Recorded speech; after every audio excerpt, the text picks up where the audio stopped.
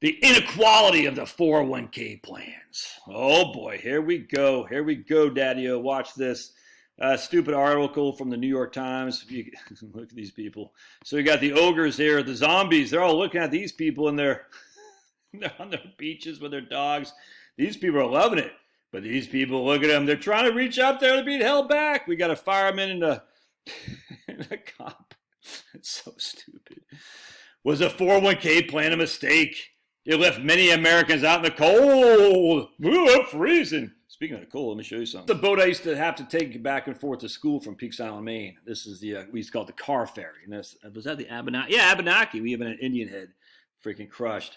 And you'd be waiting on the porch on the wharf for the boat to come, just freezing your butt off, dude. It was the ice, the cold winds were whipping through you. There's no shelter or anything. You're just sitting there freezing on the wharf waiting for the boat to come. And then you'd get on that boat sometimes. The heat wouldn't be working very well. You'd be sitting here huddled, the cold, tired masses huddling. You'd be like, oh, freezing. All right, anyway. Abenaki, Portland, Maine, crushed. We all crushed. All right, so let's read the silliness. Let me just go down a little bit. Little Jen Forbus, she's 50, good health. Her life has only gotten better as she's grown older, all right? She lives near Cleveland. She's single. Where are your kids? And has no children. All right. She works remotely in a job she loves. She's on track to pay off her mortgage in 10 years, having recently made her last car payment. She's debt-free, all right? But she still worries about her future. She would like to stop working when she's 65. She has no big retirement plans. She doesn't want to move to Florida or anything like that. But she knows that she hasn't set enough aside for her retirement. How does she know that? As a former high school teacher, she says she only has $200,000 in total savings. Oh, okay, so let's take a look here. $200,000. So she's 50 years old. She has $200,000 in total savings. We're going to look at we're going to look at retirement accounts. We're just going to look at retirement accounts for the time being because that's what we're going to be focused on here. Where the freaking heck? Right there, retirement accounts. And we're going to say the age of reference person, 45 to 54, and she has $200,000. The median right here. This is household, and she's just a single person, is $115,000. All right, so she's way above the median. The company makes a matching, I don't care about that. Forbes figures that she can retire comfortably on around $1 million, although if her home is paid off, she might be able to get it by with a little bit less. She's not factoring Social Security benefits to her calculations because she feels like it's too uncertain. A widely accepted rule of thumb among personal finance experts that your retirement income needs to be close to 80% of what you earn before you're retiring, if you hope to maintain your lifestyle. Oh my, it's so freaking dumb. But look, our favorite go-to person right here. Before we get to that, even if the stock market delivers blockbuster returns over the next 15 years, her goals can be difficult to reach. And this assumes she doesn't have a catastrophic setback. She would prefer her retirement prospects weren't so dependent on her own investing acumen. It makes me very nervous. She and her friends speak with envy of the pensions that their parents and grandparents had. Oh, did they have pensions? Let's take a look here. Teresa Ghilarducci, whatever her name is, this is Teresa now. Her hostility to 401ks is anchored in the belief that when it comes to retirement, the country was on a better path in the past. In the 1950s and 60s, many Americans could count on pensions and Social Security to provide them with a decent retirement. Oh, well, what happened in the 70s, Teresa? I'm just curious. What happened? I mean, it was great back then, 1950s and 60s. What happened in the 70s? Oh, yeah, ERISA. And why was ERISA passed, Teresa? Oh, because the pensions weren't being run very well, were they not? So while the late First Lady, Jen Forbes, she might not have worried about managing her own money with a pension, guess what? The other companies that did a poor job, and a lot of these countries, people didn't even get their pensions. So let's keep looking, because the past was the panacea of the past. Even at their peak, pensions were not available to everyone. Only around half of the employees ever even had one. And I'd say had access to one, not had one. Having one, and it's almost like a nameplate capacity in actual generation on solar panels. Nameplate capacity they can produce on the max time, 3 gigawatts of electricity. Right, that's on the max. When the sun's like right now, the sun's right above me. There's no sun, there's no clouds, no wind. That's your nameplate capacity. Solar panels give about 20% efficiency. So while you might be able to get 3 gigawatts, if the sun stayed right there with no sun, with no clouds and no wind, 24/7, it doesn't do that. So you're getting about 20% of that. So instead of getting 3 gigawatts, you're getting whatever 20% of that is. 600 megawatts or 60 megawatts. Now, big difference there or whatever it is. Big difference in it. It's maybe 600 megawatts, whatever it is. 20-year panacea for the pensions from 1950 and 1960. Then it just stopped. Weird. Just everyone just said, no, they're not working anymore. It's just kind of strange. Obviously, big investments, must have taken hold of Vanguard. So let's read this.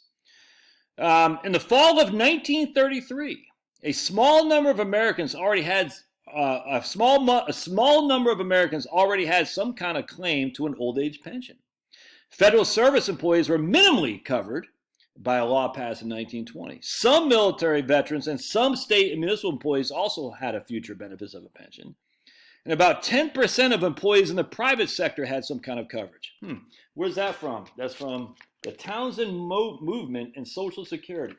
So we'll just say for simplicity, 15% of the population had minimal coverage in the pensions in the 1930s.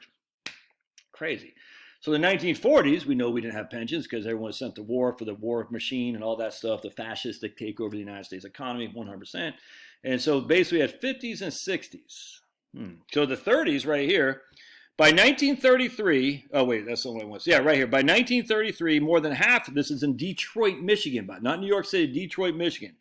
More than half the city's workers were unemployed, and once proud citizens dug homes in the ground, rummaged for food and alley garbage cans, or stole dog biscuits from the city pound. Interesting. So this is what the history that Teresa Gilroy Dooley, whatever the hell the name is, seems to overlook. She looks at the 50s and 60s as if it was this panacea, and yet we know it was not, because anyone who would actually do some research would know that, but apparently I'm the only one who does. Weird. I don't get it. I guess just old buddy Josh and his t-shirt. And then Teresa's subject on this book, Nomadland, which portrays lives upended of the indignity of being old and have to scramble for food and shelter. That's weird, because that's what happened during the Great Depression. So you're saying during the Great Recession that happened there, Teresa Giorducci? No. She believes that the record numbers of people now reaching retirement age, the future is grim. Grim, she tells you. And now check this out. Her new book makes a powerful case while all working people deserve a comfortable, dignified retirement. What's dignified?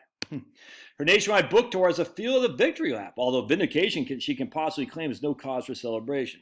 It's the pinnacle of my career because what I told people was happening is happening. It's kind of like Al Gore.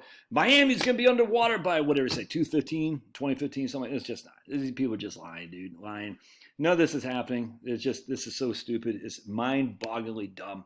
And yet, the New York Times is going to promote it. I'm surprised the New York Times is promoting this because it's grim news. And yet, Biden's in office. I would have thought New York Times would be promoting all the good stuff because, we got to get Biden reelected, don't you?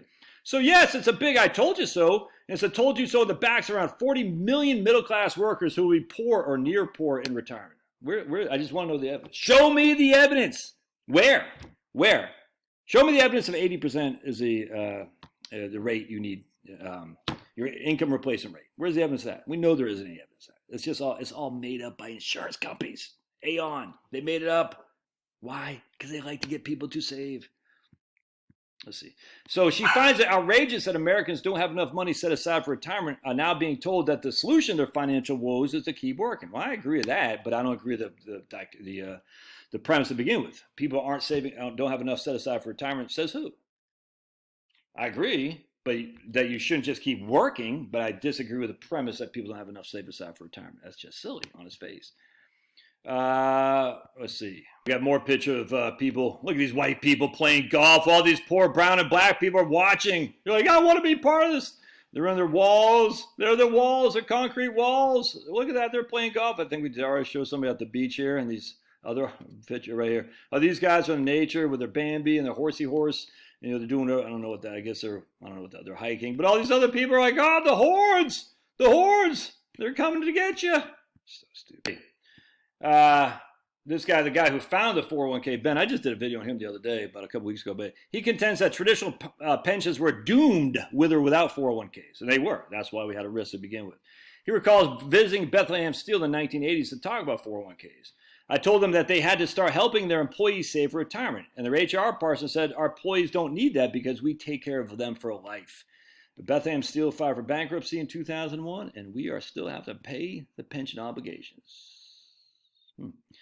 Interesting. And he talks about not only the well-off benefit from the 401ks, he talks about his brother-in-law, who was a supervisor at a Caterpillar manufacturer in Pennsylvania, York, Pennsylvania.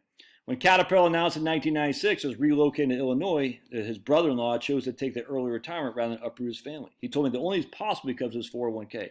The only reason I could do the job is because of my 401k. My 401k gave me the seed company money to start the job, FYI. But he unfortunately believes that mandates will ultimately be needed to improve retirement financing. That the voluntary approach in which companies decide whether they want to sponsor 401ks and employees decide whether they wish to participate is leaving too many gaps.